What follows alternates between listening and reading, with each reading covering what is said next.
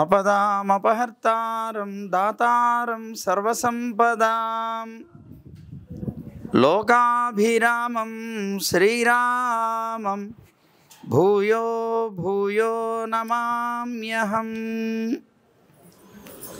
అస్మద్గురుభ్యో నమః.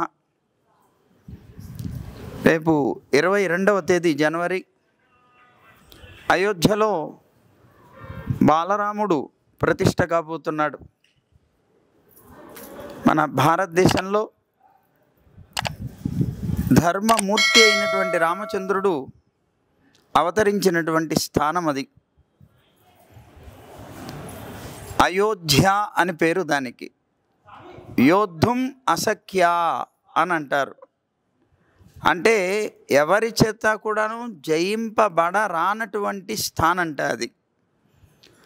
అదేనా అంటే కాదండి, మన భారతదేశం అంతా కూడా అయోధ్యే అన్నారు. అదిగో ఎందుకు అనంటే సంస్కృతి సంప్రదాయాలు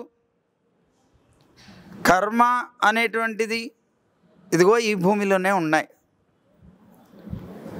ఇలా ఉన్నటువంటి ఈ భూమి కర్మభూమి అవ్వడం చేత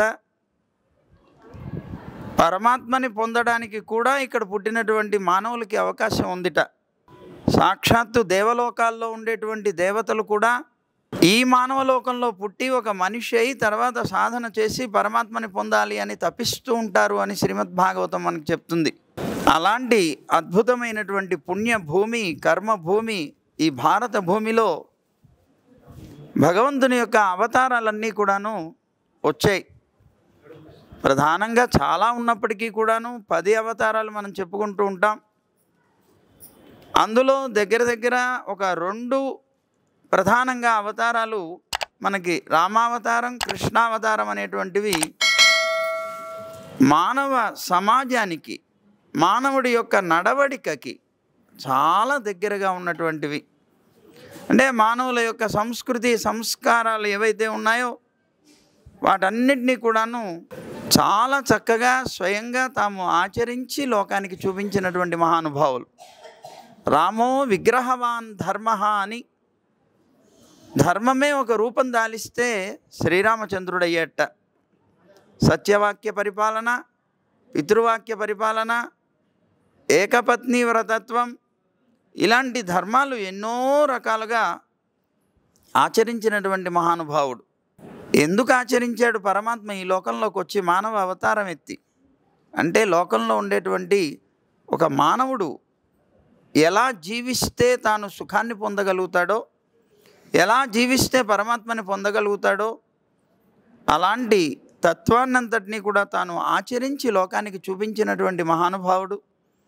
అలాంటి ఆ రామచంద్రుడు అవతరించినటువంటి స్థానం అయోధ్య.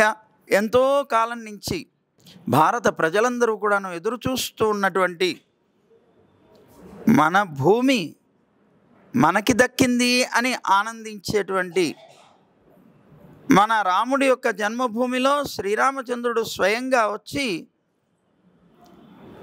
వేంచేయబోతున్నాడు అనేటువంటి ఒక ఆనందం దేశమంతటా కూడాను వెల్లివిరుస్తున్నది.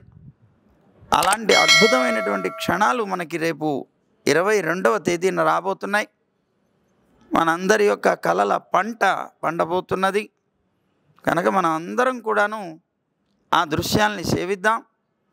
మన భారత ప్రధాని గారు అయినటువంటి మోడీ గారు చాలా అద్భుతమైనటువంటి క్రియ చేశారు.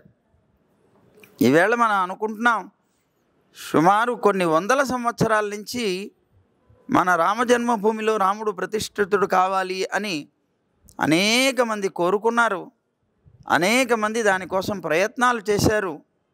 కానీ ఎవరి వల్ల అది కావాలో వారు వచ్చేదాకా ఆగారేమో శ్రీరామచంద్రుడు అని అనిపిస్తుంది. అది మోడీ గారి వల్లనే కావాల్సి ఉన్నది అవ్వచ్చు. అందుకని మోడీ గారి యొక్క ప్రయత్నంతో అది సాధ్యమైంది. అలాంటి మోడీ గారికి కూడా ఈ సందర్భంగా ప్రత్యేకంగా అనేక మంగళాశాసనాలు చెప్తున్నాం. ఎందుకంటే భారత ప్రజల యొక్క కోరికని ఆశని వారు తీర్చినటువంటి వారయ్యారు.